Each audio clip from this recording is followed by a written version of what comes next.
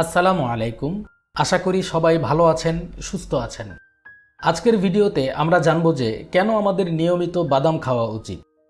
তাহলে আর কথা না বাড়িয়ে চলুন শুরু করা যাক। বাদাম একটি মুখরোচক খাবার।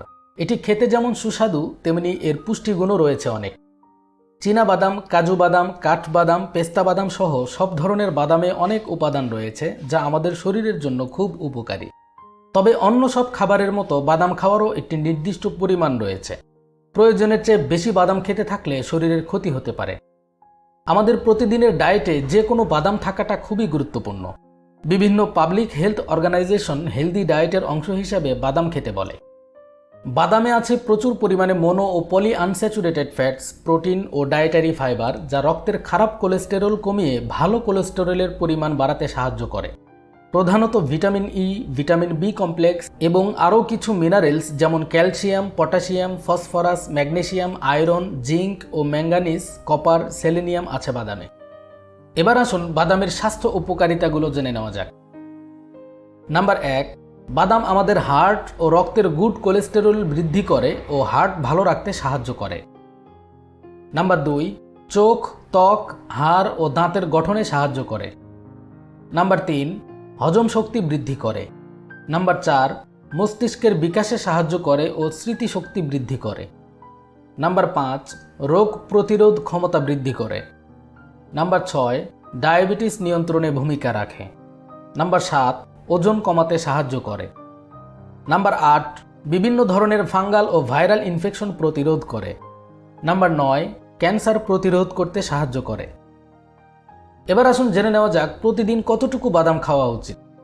পুষ্টিবিদরা বলেন, ন্যাশনাল লাইব্রেরি অফ মেডিসিনের তথ্য মতে একজন ব্যক্তি দিনে 30 গ্রাম বাদাম খেতে পারেন।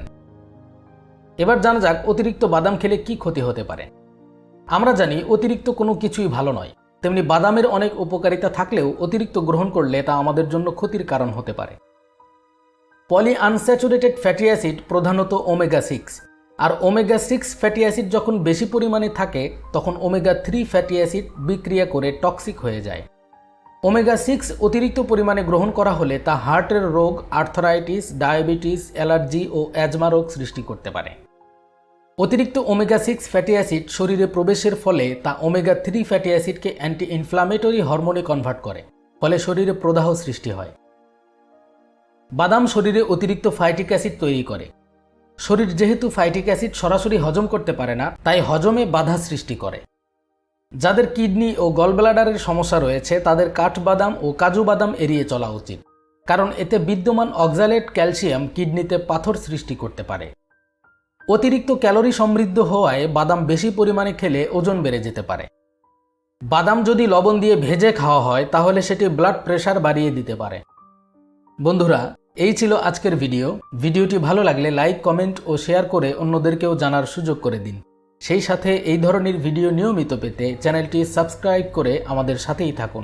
ধন্যবাদ।